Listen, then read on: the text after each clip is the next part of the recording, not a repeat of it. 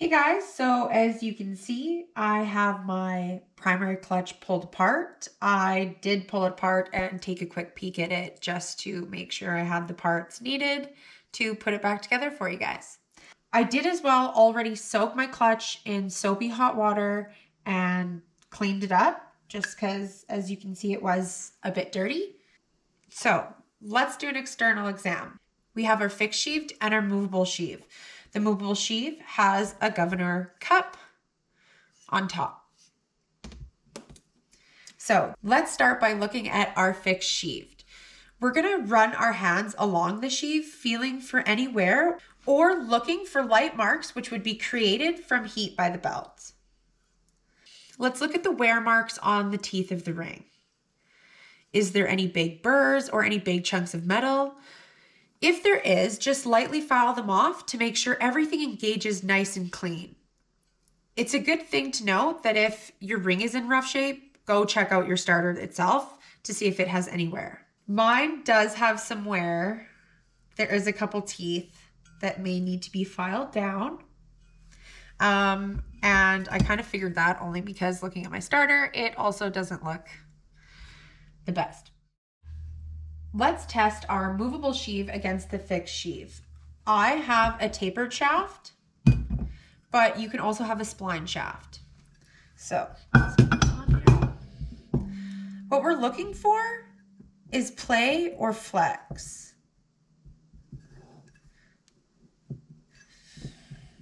Then let's also take a peek at if there's any wear on your bushings on the top side and the bottom.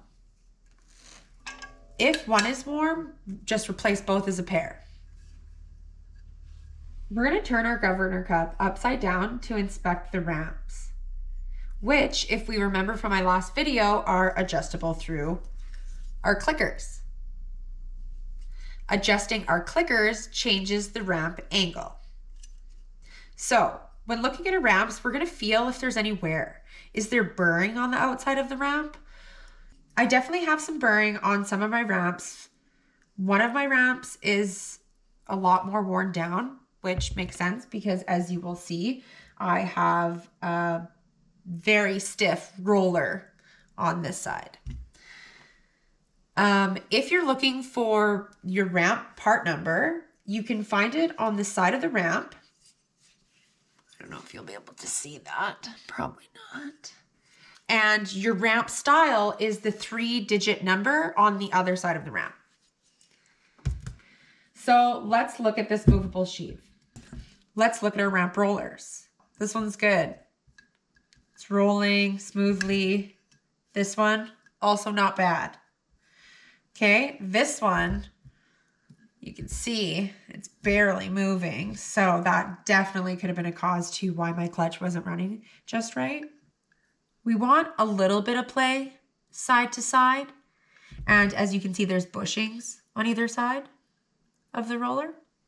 Too much play is a bad thing, but it can't be stationary either. And then do the rollers themselves have any markings? As you can see here, there's wear on the edges. Wear can dictate a problem with our clutch. Let's also feel the arms. Do they have play? As you can see, this arm is moving very smoothly. This one has a little bit more friction. Hopefully I can clean that one up. And this one is actually quite stiff. There's a lot of resistance there. Let's not forget to inspect our O-rings and buttons. As you can see, they look like mini hockey pucks. And here you can see the little indent where the button retainer tool slides into. And here's the O-ring that came off of it. You want to inspect your O-rings for if they're cracked, cut, or crushed. I did have a couple. I don't know if you can see it, but you can see this one's got to be replaced. It's crushed. Okay, so I'm going to take these arms off to inspect them closer, and then I also got some replacement parts that we will sub in here.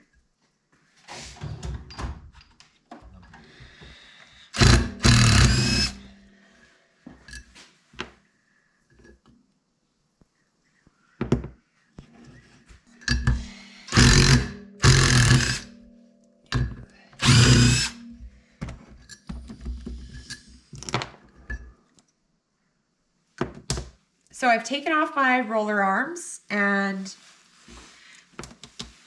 took our pin out, took the roller off, cleaned this up. Okay, as we can see, I have this one still attached because this arm is the good one.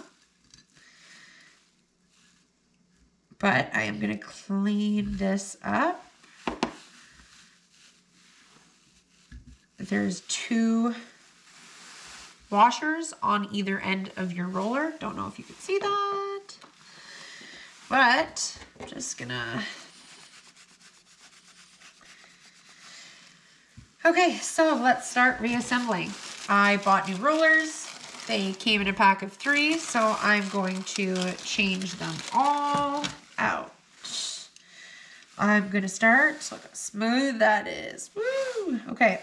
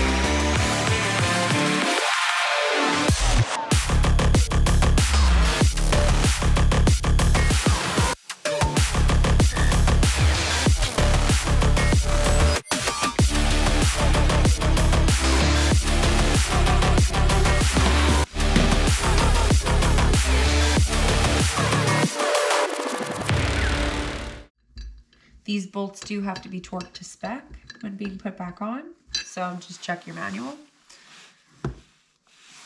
for the torque number.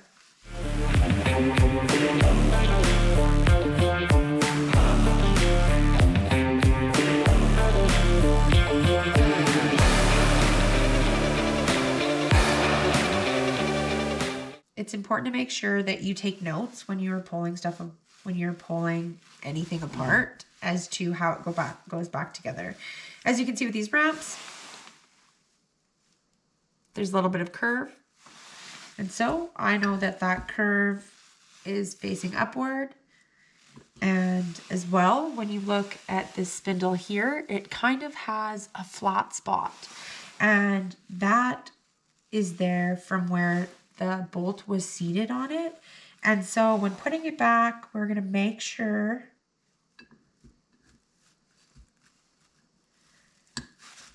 that it's exactly how it is. Clutches can be really finicky. The smallest little thing out of place can cause problems. So it's really important to be detail orientated here. Even when putting these pins back in for the rollers, make sure that they're going in towards instead of out. Every little bit changes your weight around.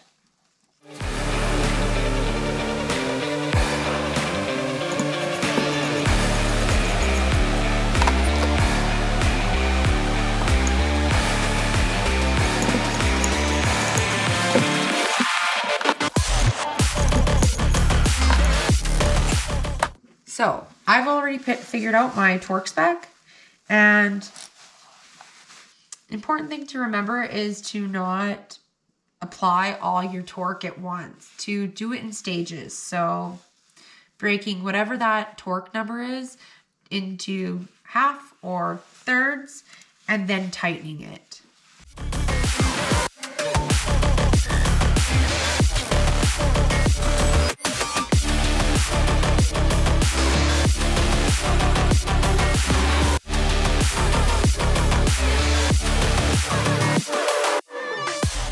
So there you have it. Our movable sheave has been changed, fixed, and replaced. Let's move on to our governor cup and change some ramps.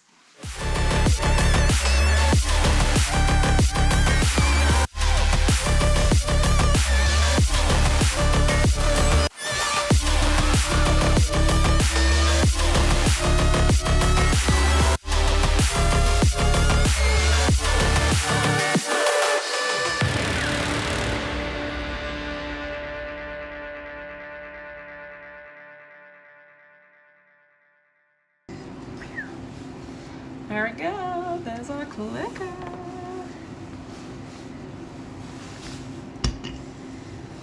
There is our ramp. This one is warm. Okay, so as you can see, I got my brand new ramp and I am going to get it back in here. Let's clean this up a little maybe.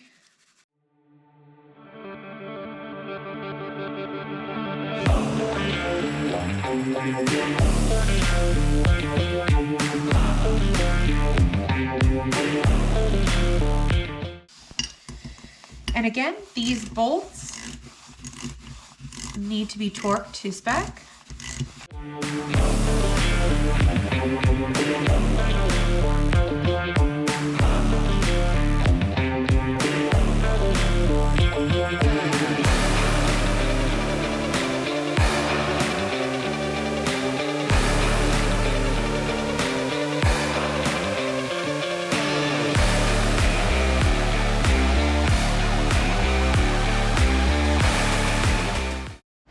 Okay, so new ramps in, new rollers in, arms cleaned, clutch clean.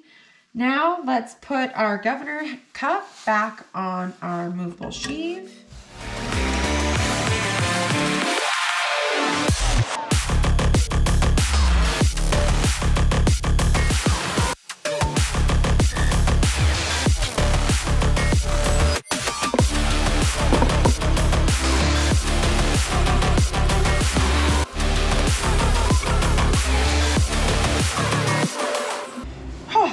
Okay, got our button retainer clips on. Let's slide, make sure all our arms are in the downward position. Let's get everything aligned. Okay, so it's important to note to make sure those lines you marked earlier, this one you can't really see, put a little mark, are lined up when you put your governor cup back on. So I have my button retainer clips and I'm going to slowly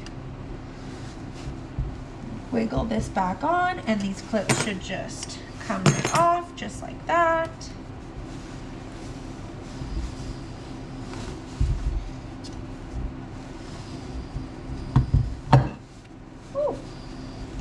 There we go. So when we clean our fixed sheave, we are going to use a Scotch-Brite, and we're going to make sure we cross hatch what we're doing here. So that means, and make sure you're not going too hard, just a little, just lightly here.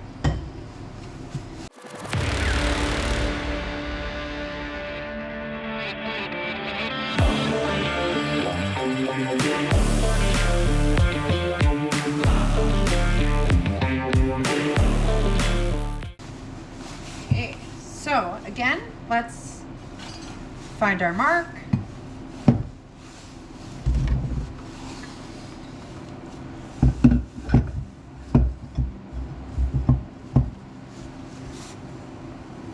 There you go. Now our clutch is ready to be reinstalled back on our sled. Thanks again for tuning in and wrenching along with me.